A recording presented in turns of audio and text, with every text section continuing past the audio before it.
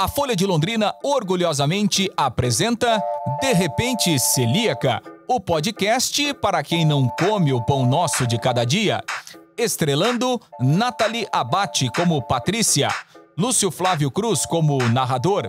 Entrevistas, Patrícia Maria Alves, jornalista. Alessio Fassano, gastroenterologista pediátrico, autor, pesquisador mundialmente renomado, professor de Harvard e fundador do Centro de Pesquisa para a Doença Celíaca em Boston, nos Estados Unidos.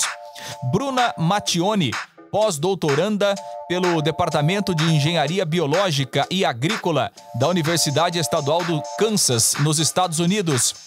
Fábio Schmidt, produtor de trigo mourisco. Rubens Barbosa, presidente executivo da Abtrigo. Vozes adicionais, Adriana de Cunto como chefe de Patrícia. Alexandre Felipe como produtor rural. Tradução, Ana Paula Nascimento.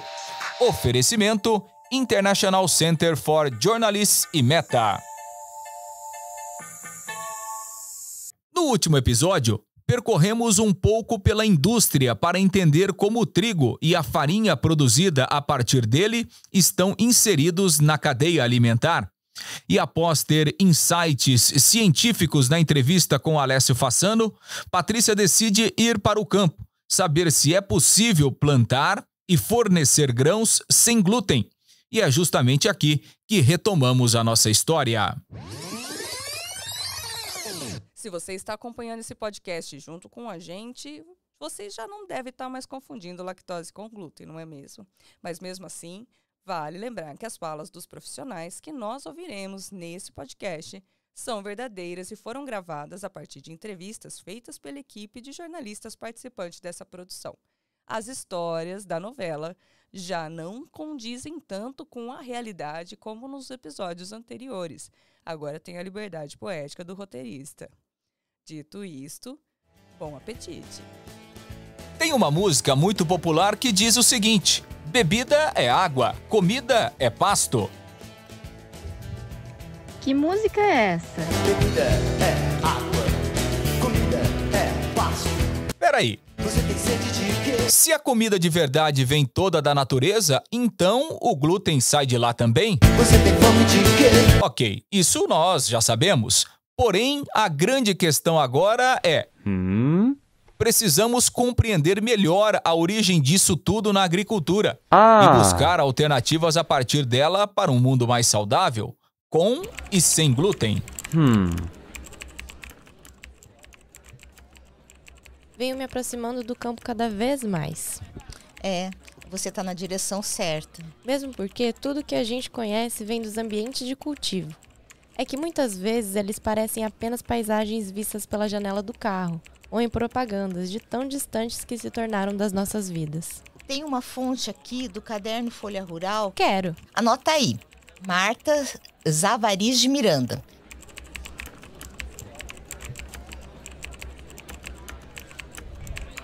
Com a indicação de sua chefe, Patrícia conseguiu contatar a Embrapa Trigo, no Rio Grande do Sul. Marta Zavariz de Miranda atendeu prontamente e forneceu informações e gráficos atuais sobre a produção do trigo e ainda indicou como fonte a pós-doutoranda Bruna Mattioni, que atualmente mora nos Estados Unidos e desenvolve sua pesquisa no Departamento de Engenharia Biológica e Agrícola da Universidade Estadual do Kansas. E é para lá que a gente voa agora.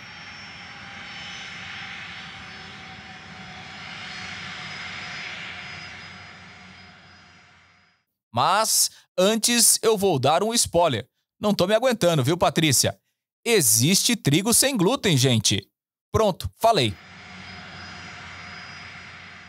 Buscando informações para o nosso documentário, nós encontramos o trigo mourisco, ou sarraceno, que não contém glúten. Qual que é a diferença entre esse trigo e o trigo convencional? O trigo que a gente conhece, ele é um cereal, tá? E ele está presente na nossa alimentação há mais de 14 mil anos. O mourisco, ele é outra espécie. A gente consome ele como sendo cereal, mas ele não é um cereal. Então, ele tem propriedades tecnológicas e nutricionais, principalmente tecnológicas, completamente distintas. São coisas diferentes. É a mesma coisa que você comparar quinoa com trigo ou milho com trigo, entendeu? São coisas diferentes. Sempre que você falar trigo sarraceno, você não traga a cabeça trigo, traga a cabeça outro tipo de grão. Como esse trigo sem glúten foi descoberto, como ele se modificou com o tempo? O trigo mourisco, ele era considerado uma praga na indústria da lavoura. Eu acho que ele era uma praga do arroz. Assim como, por exemplo, o arroz negro era considerado uma praga dentro da própria colheita do arroz, ele era considerado uma espécie invasora. Ele não entrou como uma das grand crops. É um outro cereal e, devido à produtividade, ao processamento e ao sabor, ele não era introduzido. Então, quando você pensa assim, em trigo, o trigo moderno, ele tem o genoma dele estabilizado há leves 9.000 anos. Mesmo com hibridizações que ocorreram, não mudou muita coisa. É o mesmo trigo há de 9.000 anos atrás. Em termos de digestibilidade, produção e toxicidade para pessoas geneticamente predispostas, como celíacos, é o mesmo. A diferença está nas propriedades tecnológicas. O que você consegue fazer com o trigo é completamente diferente do que você consegue fazer com outro grão. Você não tem as mesmas características tecnológicas com o trigo sarraceno do que você tem com o trigo convencional. E não vai ter. Entendeu? O glúten, as proteínas do glúten, do trigo especificamente, elas são únicas em termos tecnológicos. Tá? Então, você não consegue viscosidade e elasticidade de massa e a quantidade de produtos que você consegue fazer com outro cereal. São coisas completamente diferentes. Mesma coisa se tentar fazer um alimento, um pão sem glúten de milho, um pão sem glúten de outros cereais, principalmente de arroz, você não consegue dar molde para a massa, você não consegue trabalhar a massa, é difícil. Quando você consegue, você tem que colocar muitos aditivos alimentares, você tem que adicionar muito aditivo ali para você ter mais estabilidade. Tu tem uma vida de prateleira muito baixa e o que isso resulta em gastos num produto mais caro, num produto mais perecível, entende? São características tecnológicas diferentes.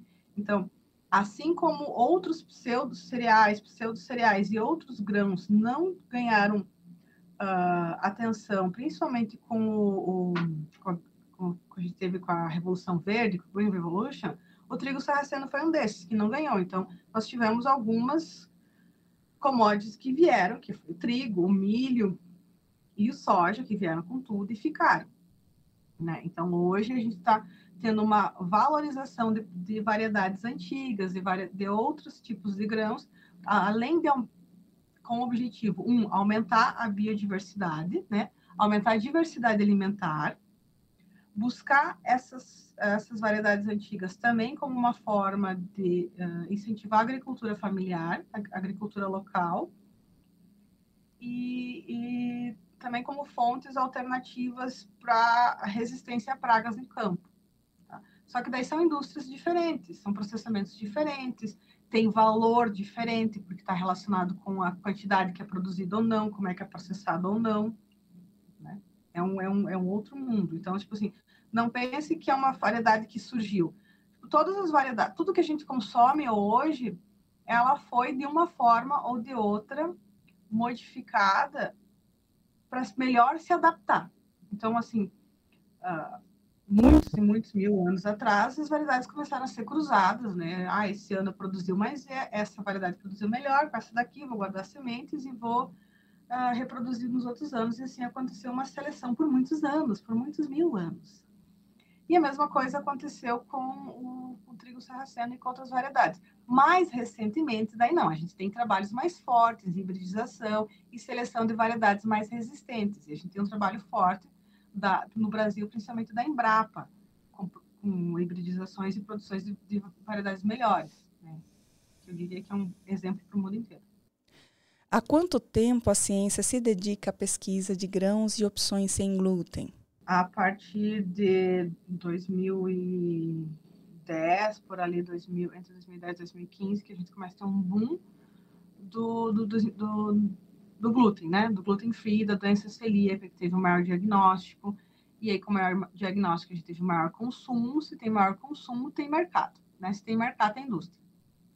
E então, assim, tem muita pesquisa hoje, muita mesmo, e poucos anos atrás, até teve mais, procurando por variedades que fossem gluten free. Tanto que hoje nos Estados Unidos, aqui o departamento que eu estou, tem uma pesquisa muito forte com sorgo. Porque, assim, quando você pensa em uma espécie, uma semente, um grão que seja gluten free, você entra no problema da textura e do sabor. Não é qualquer coisa que você pode colocar ali. Porque a gente quer uma comida que tem aquele negócio do comfort food. E isso é o trigo que te dá, entendeu? É o cereal que te dá isso. Então, e é difícil você substituir isso. É muito difícil. Quando você pega uma criança que é celíaca, que você trata ela desde pequena, ela não cria o vínculo do comfort food com o trigo, né?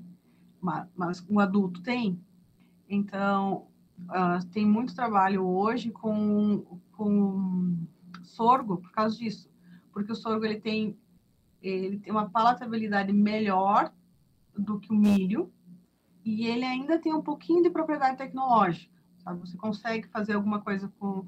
E é uma fonte de antioxidantes, ele tem vários micronutrientes que dá um apelo nutricional muito forte, além de ser o gluten free, e também uma variedade que ela é muito resistente à seca. Então, aqui tem um apelo muito forte disso, do seu gluten free, e da variedade da resistência à seca. A gente está num pico, não vou dizer num pico, nós estamos assim, a gente chegou ao nosso limite de aquecimento global, e a gente precisa mudar a forma de produção. E, embora muitos brasileiros ainda não enxergam, não acreditam, isso aqui é muito forte. O governo dos Estados Unidos já investe na produção de sorgo, sabendo que é uma espécie resistente à seca por causa das mudanças climáticas há muito tempo. Então, hoje já se tem uma produção em grande escala. E aí, junto isso, então a gente tem para a gente ter uma pesquisa na área de produtos sem glúten, a gente precisa ter um investimento em termos de governamental ou de indústria, porque não vai um sem o outro. Então, mesmo que a gente tenha algumas pesquisas isoladas com variedades que são gluten free, a gente precisa dos dois associados. É mais ou menos. Então, a gente tem, sim, existem pesquisas muito com batatas na América do Sul e Central, principalmente na América do Sul e Andes, com vários tipos de batatas e apelo por ser uma variedade sem glúten. Tem muita produção de outros tipos de tubérculos e arroz na África, além do teff, do sorgo, né, que também é forte. Então, existem outros produtos sendo pesquisados ao redor do mundo. Em 2016, 2017, teve o boom dos pulses, né, que são sementes, assim, tipo, são lentilhas, principalmente leguminosas, né, que entram na categoria de pulses, sementes de abóboras, assim, também, alguma coisa. Que entra nesse sentido, né? Mas entenda que muitas vezes não entra só o apelo do gluten free, entra o apelo do gluten free e da sustentabilidade junto, né? Então, normalmente eles andam junto. Você acha possível estabelecer uma relação entre o emprego de agrotóxicos com as modificações das sementes de trigo? O que a ciência sabe sobre o glúten, se considerarmos assim o fator genético? O trigo moderno hoje, o trigo, ele tem uma característica, várias características que são só do trigo. Ele tem o maior genoma conhecido hoje, né? Ele é gigante, o genoma do trigo, porque ele chegou ao genoma que a gente tem hoje por hibridizações. Nós estamos falando de mil anos, entendeu? A gente está falando de 100 mil anos, 200 mil anos de hibridização. Então, das primeiras gramíneas até chegar ao trigo, que era o genoma do trigo, a gente considera como sendo A, B e D. Então, a gente teve a primeira hibridização, que foi do genoma A com o genoma B, e aí depois a gente teve a segunda hibridização, que é do AABB com o genoma D. Então, o genoma AABB é o triticum durum, que é o trigo da pasta que a gente compra, um macarrão italiano, que é triticum durum. Esse é o genoma. Aí depois a gente tem o trigo moderno, que é o AABBDD. esse trigo, ele estabilizou há pelo menos 9.000 anos. Então, a gente teve também, depois disso, nós tivemos as colheitas e seleção dos fazendeiros, assim, escolher os melhores trigos, os melhores grãos, né? E aí, mais recentemente, começou os trabalhos científicos de hibridização. E o trabalho de hibridização com trigo e produção de novas variedades, ele é bem longo, tá? Ele é bem chato, ele é bem longo, porque ele demora para estabilizar o genoma do trigo. Então, assim, todas as hibridizações mais modernas, elas foram feitas no sentido de aumentar a produtividade e resistência a pragas do trigo em campo. O primeiro trigo lá, muitos anos atrás, ele era um trigo alto. O que acontecia? O trigo quebrava. E aí você não tinha produtividade, e ele caía da espiga. Então, você não produzia nada. Então, quando você conseguia um grãozinho, tinha mais husk do que grão. Eu trabalhei com esse trigo na minha tese, era um saco descascar cada grãozinho. Então, depois entrou a variedade anã, que a gente chama, porque introduziram o trigo anão, que é a genoma DDD, que ele dá mais resistência, um grão maior e uma variedade menor. Então, o trigo não quebra mais, o grão fica na espiga e a gente tem uma semente que aumenta a sua produtividade. Então, aí depois que a gente teve, quando a gente começou a ter as hibridizações, foi para cada vez aumentar mais a resistência e produtividade em campo. Isso não fez com que o trigo moderno fosse mais tóxico do que o trigo antigo. Já tem estudos sobre isso, já tem trabalhos publicados. Tem trabalho do Peter Kuller, da Katarina Scheffer, tem artigos do Sherry, que são, tipo assim, os papas do trigo e do glúten, que trabalha na Alemanha. Sherry, acho que é na United Kingdom, mas, enfim, o Sherry é o principal pesquisador de trigo no mundo hoje, né? E Peter Kuller, Katarina Scheffer são grandes referências na área de trigo, de doença celíaca, de análise de epitopos. A gente tem outras pessoas também, mas esses são referências. Então, tem trabalho deles e de outras pessoas que mostram que o trigo antigo, as variedades antigas, e inclusive as variedades muito antigas, que é essa que só tem o genoma ABB, são tão tóxicos, ou às vezes mais, ou às vezes menos, do que variedades modernas. Então, e aí agora tem novos trabalhos que mostram que não é somente o glúten que causa essa reação em pessoas predispostas. Existem outras proteínas no trigo, e não só no trigo, mas em outros cereais, que também estão relacionados com o desenvolvimento da resposta em celíacos.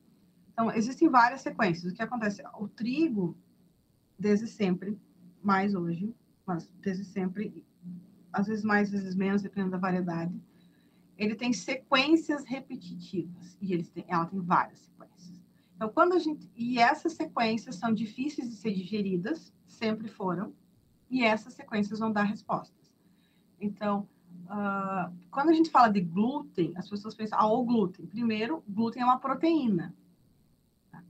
Segundo, não é uma proteína, é um complexo de proteínas gigante. Um complexo é a primeira proteína de cereal que foi estudada no mundo e ainda a gente não tem a sequência de todas elas. Na verdade, a gente ainda não sabe nem exato o número de proteínas que compõem o que a gente chama de glúten. E a gente tem gente pesquisando sobre isso, entendeu? Tem pesquisador no mundo inteiro, tem muito pesquisador tentando saber. E não tem. É difícil, do ponto de vista científico, achar uma enzima capaz de degradar as sequências de aminoácidos que compõem o glúten antigo e moderno para fazer o sequenciamento da proteína. Agora, eu precisei interromper a entrevista porque isso é muito preocupante. Se durante centenas de anos, milhares de pesquisadores no mundo todo, dedicados a isso, ainda não conseguiram mapear o genoma do glúten, vocês já imaginaram a complexidade dessa cadeia de proteínas e de como é difícil encontrar uma solução para quem não pode se alimentar dela. Fica aí a reflexão.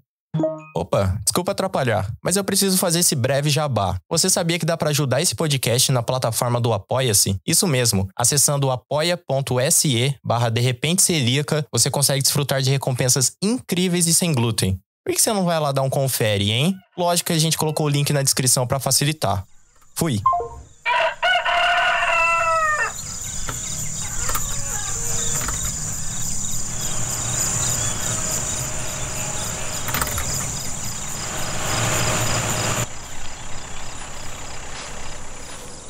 É muito bonito ver essa lavoura de trigo toda coberta de flores, né? Então, eu nunca tinha visto uma desse jeito na minha frente. De qual tipo é? A gente chama de trigo mourisco, mas também é conhecida como trigo sarraceno. E além de ter a lavoura toda florida, o que ele tem de especial? Tudo, né? O trigo mourisco não tem glúten, ele parece um arbusto, é rico em ferro e possui mais proteína que o trigo convencional. O mourisco também é muito resistente à acidez no solo e é eficiente para controlar as plantas daninhas. Olha só, que interessante. Tem um compadre meu que entendeu tudo disso aqui. Foi ele que, inclusive, me apresentou e me incentivou a começar o plantio. Será que tem como a gente dar um pulo lá para conversar com ele? Lógico, mas tem que passar o número dele, porque ele vive para cima e para baixo e pode ser que a gente não encontre na propriedade dele. Pode deixar, então. Eu vou ligar para ele aqui. Ele se chama Fábio Schmidt.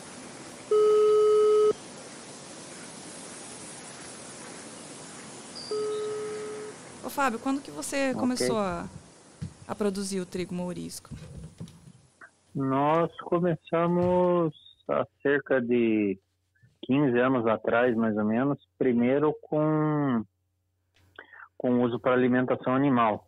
Depois nós achamos mercados, principalmente de exportação, e aí começamos a fomentar a cultura e ampliar nossos conhecimentos também na cultura, né?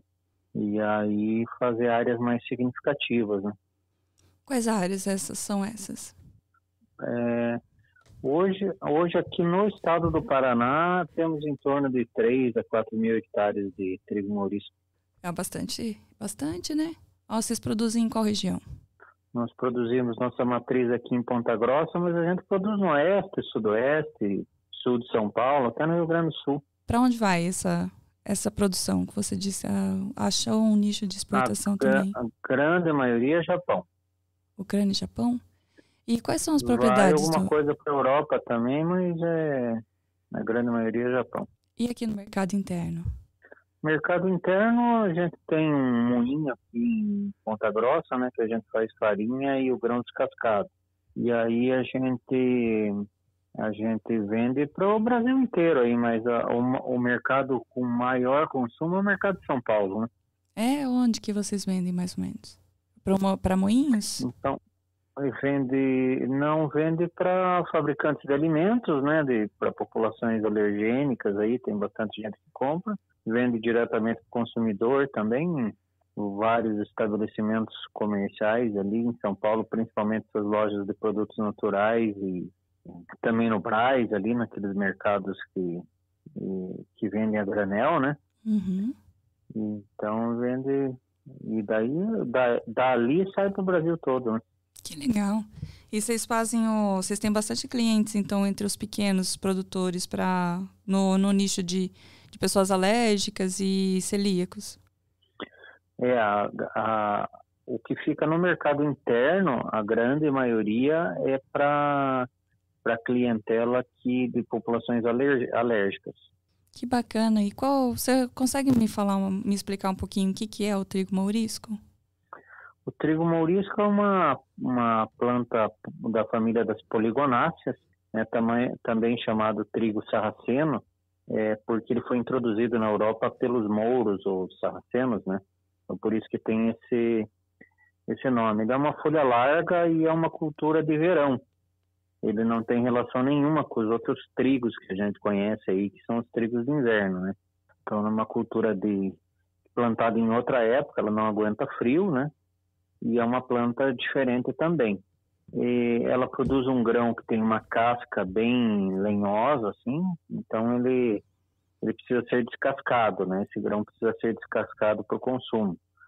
E o consumo dele normalmente é em grão descascado in natura mesmo, ou fazendo alguns pratos e com farinha, né? Farinha bastante consumida na França para fazer crepe, no Japão para fazer soba, e tem N usos, né? Então, a janela de plantio dessa cultura aqui para nós aqui no estado do Paraná é na safrinha. Ela é uma cultura bastante rápida, sabe? Em torno de 90 dias aí do plantio à colheita.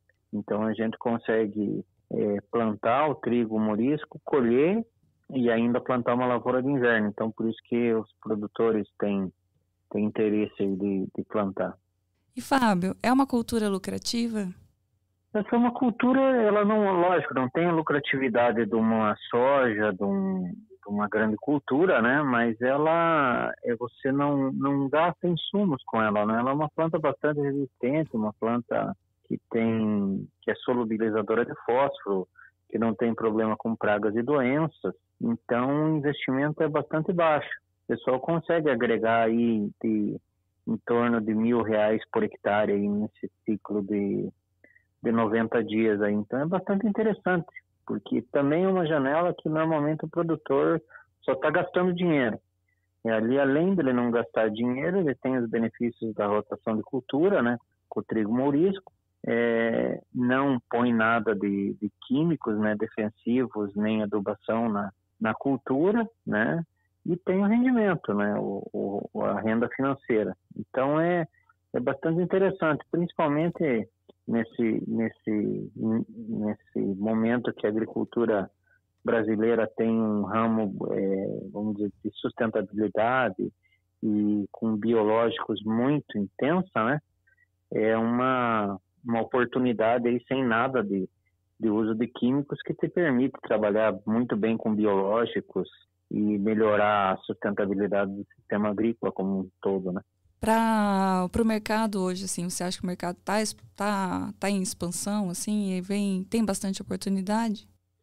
Não, o mercado é um mercado pequeno. Apesar de ser muito comentado, né, o mercado de produtos sem glúten, ele é um mercado relativamente pequeno, não é tão grande quanto parece. Há uma procura, né, em tese, mas os produtos sem glúten, de modo geral, eles são produtos mais caros, né? Então, isso impede que classes mais com menos renda, né, tenham acesso. Então, o mercado de sem glúten cresce, mas cresce em produtos mais baratos, né? Então, assim, oportunidade existe, mas não é um mercado crescente, assim, de vou ter 20%, 30% de crescimento ao ano. Não, o mercado cresce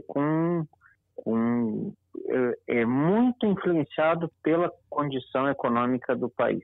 Se o pessoal está com mais renda, aumenta o consumo, se diminui um pouco da renda, o pessoal vai para os substitutos. Existe possibilidade de ter um barateamento se houvesse uma demanda maior, uma demanda maior das indústrias substituindo o trigo normal pelo sarraceno? Então, aqui no Brasil, o trigo sarraceno ele tem esse conceito do sem glúten, né? Mas para os outros mercados que a gente vende, o conceito do trigo morisco não é só o sem glúten. O trigo morisco é muito consumido por causa das qualidades nutricionais dele. É fonte de ômega 3, ômega 6, tem aminoácidos que é difícil achar em outros alimentos, como rutina, sabe? No Japão mesmo, eles usam o trigo morisco para melhorar a qualidade nutricional do trigo normal. Então, é interessante isso, são os enfoques de cada mercado. O grande problema dos produtos do mercado, dos produtos sem glúten, não é o grão, o custo de produção do grão, e sim o processo industrial. Para você ter uma ideia, no nosso moinho aqui que a gente faz farinha, né, não pode entrar nada que tenha glúten. Então você tem uma instalação industrial que nós usamos aqui em torno de 10% da capacidade operacional da unidade industrial, por causa que os volumes são pequenos, 90% fica ocioso. Isso aí, essa necessidade de não ter outro tipo de produto por potencial de contaminação direta e cruzada é que encarece os produtos sem glúten, entende? Você não pode fazer, por exemplo, mesmo que seja uma farinha de milho que não tem glúten, você tem que fazer num moinho que não passe nada que tenha glúten. Você não consegue tirar para atender as exigências da legislação A gente exige, aqui internamente, a gente trabalha com o dobro do que a legislação pede. Então, se é 10, nós trabalhamos com 5, dobro, metade, né? Nós trabalhamos com 100% de margem de segurança. Abaixo de 5 não é detectável por nenhum um método que nós temos aqui habitualmente. Então, isso encarece demais, sabe? Você ter que manter uma instalação para você atender uma demanda de poucas toneladas, de poucos quilos, né? E esse que é o problema, né? Você vai pegar uma farinha de arroz, se ela for sem glúten mesmo, se tiver, ela é mais cara que uma farinha de arroz normal. Por quê? Porque tem as garantias de não contaminação e tal, que é o problema sério das populações alérgicas, né?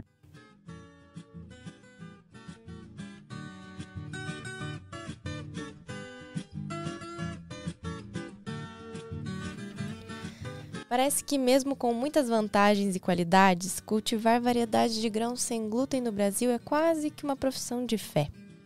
A necessidade de manter um processo separado e a prova de contaminação torna tudo muito caro e complicado. É a tal da contaminação cruzada que eu já ouvi falar muitas e muitas vezes. Aliás, acho que foi a pesquisadora Bruna Mattioni que falou sobre isso. Contaminação.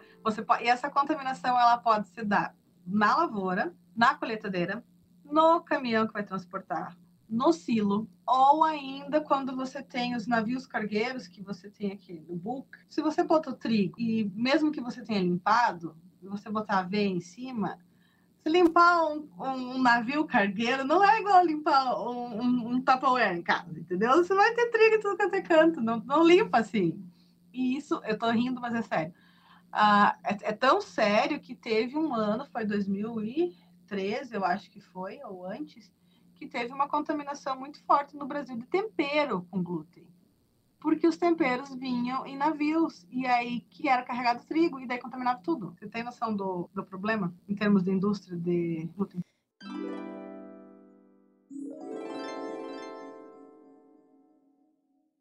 Eu cheguei até aqui para responder uma pergunta. Por que tem glúten em tudo? Nessa longa trajetória e todas as informações dos especialistas, eu encontrei não uma resposta, mas um efeito dominó.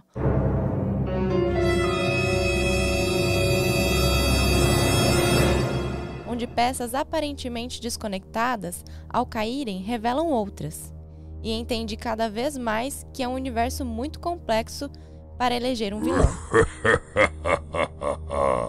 Não que essa novela tenha algum vilão. A cadeia do glúten é uma rede inteira conectada, numa estrutura que parte da terra, onde os grãos são plantados, a matéria-prima melhorada pelos moinhos, seguem para a indústria, onde se transformam em diversos produtos alimentícios que viajam para os grandes mercados em todo o Brasil. E chegam até todos nós, produtos que para alguns de nós são nocivos à saúde. E é justamente aqui que começamos uma outra história.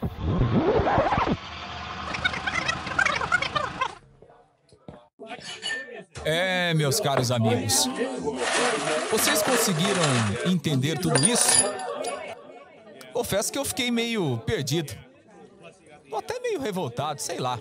Às vezes dá a impressão de que é um enigma quase sem solução. É como se todas as pontas deste fio estivessem presas a um único novelo, que parece ter sempre jeitos diferentes de desenrolar. Mas, ao mesmo tempo, esses fios têm uns nós que dificultam o desembaraço. Mas estou aqui pensando diante desse emaranhado. Existe chance de vacina? Um tratamento para a intolerância ao glúten? Ou até mesmo uma possibilidade de cura para a doença celíaca e outras alergias e sensibilidades alimentares? O que você está viajando aí, Lúcio? Acho que eu vou embora.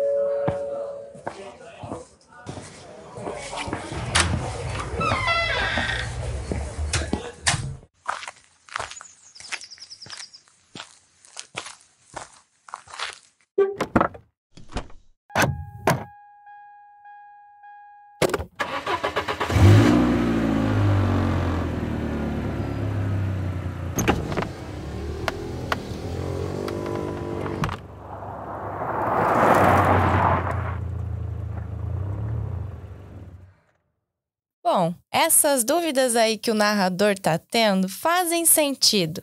Só ele não entendeu ainda quem vai trazer essas respostas. Bem, isso fica pro último e próximo episódio.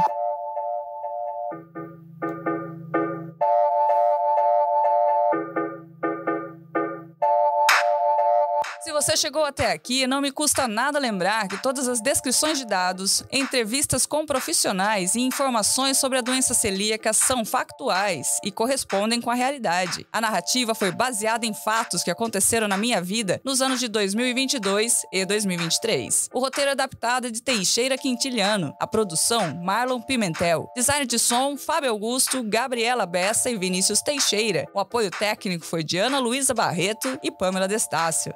Trilhas sonoras foi feita por inteligência artificial.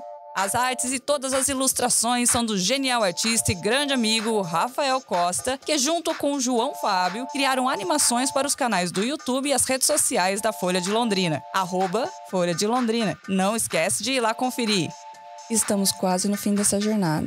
Agora, faltam poucos minutos para você chegar ao fim de todas as descobertas que fizemos nessa investigação desse documentário. Se você perdeu alguma informação, você pode seguir para a página especial do podcast De Repente Celíaca no site da Folha de Londrina. Lá você vai encontrar todos os extras, as entrevistas completas com os especialistas, outras informações sobre o glúten e todas as reportagens feitas sobre o tema durante esse projeto.